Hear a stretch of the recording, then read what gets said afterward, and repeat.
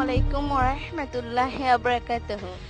This is Argentines English News. I am your sister Salma. Today news is Rohingya young man arrested, tortured by Myanmar police in Minbia, Argentines correspondent.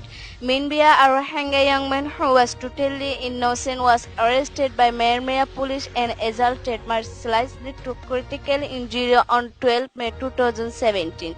According to report, the boy was arrested by the police official of police station located near the Rohingya Muslim village Hatipara of Menbia Township, alleging raping a Rakhine woman who is totally concocted. The victim was confined at the police custody where he was severely tortured by police for 3 days. When the young man was half dead due to merciless torture of police, the victim was handed over to the relatives in a critical state. The victim was then taken to the hospital where the doctor refused to admit him to hospital due to critical condition of the victim. Saur's father said that the victim was vomiting blood in an unconscious state when it was handed over to the relatives. The condition of the victim was estimated to be deteriorated day by day as he did not receive any treatment. The victim may be died anytime if he does not get any treatment at this time, said a villager. Meeting authorities and Natala villagers left Rohingyas in dilemma. Argentines correspondent among the authorities held a meeting with Wepec villagers to relocate them to IDPs, internally displaced camps, labeling him as a model village on 12 May 2017. According to locals, the meeting was held at 10 a.m., including all kinds governmental authorities at Campion, Hawarville village, including the villagers of Wapik. In the meeting, the authorities said, "We know that you are in critical situations and we really feel sympathies on you. Now you can go to your village.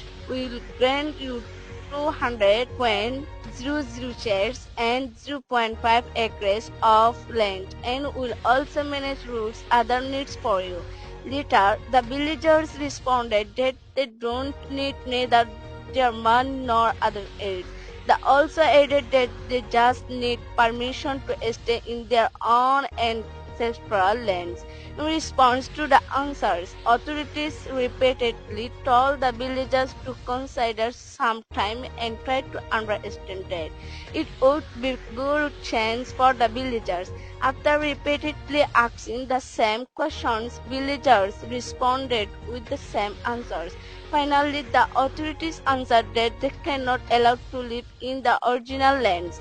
The lands where the government have managed to relocate the concentrated camps, which the government called model village in Wepik, where Rohingyas families, which government handed to the Ang Taria Nethala villagers after confiscating for decades from local Rohingyas. Moreover, Ang Taria villagers are threatening the villagers not to settle there, and if settled, their conspiracy is clear towards the Rohingyas. Now, Rohingyas are in great fear and limbo, where on one side is the authorities' tortures and the other side is Natala villagers' conspiracy. It's clearly seen that once again Rohingyas are scapegoated and are paying the cost for living in their ancestral land. Myanmar army detained Rohingya, loot valuables of houses in Natin Mangdo.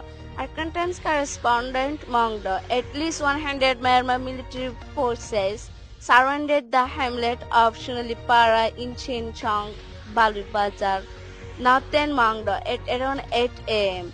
of 13 May 2017. Source said to our correspondent, again at about 10 a.m., the soldiers ordered all Rohingya residents, including women and children, to come out of their homes and gather at the pedipel, forced them to stand for more than 3 hours under the strong sunshine when the temperature was over 35 degrees Celsius at broad daylight.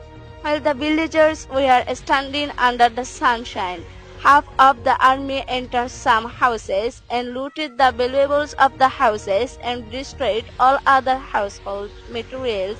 Simultaneously, the army also beat up some innocent Rohingya residents, including women and children.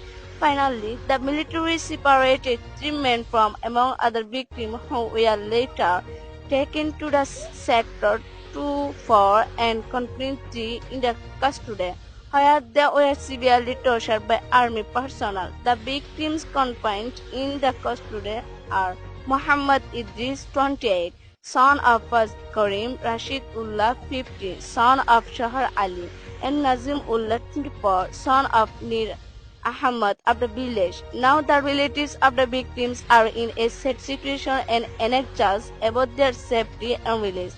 The further detailed information of the victims is not available to our contents. Waiting for details soon.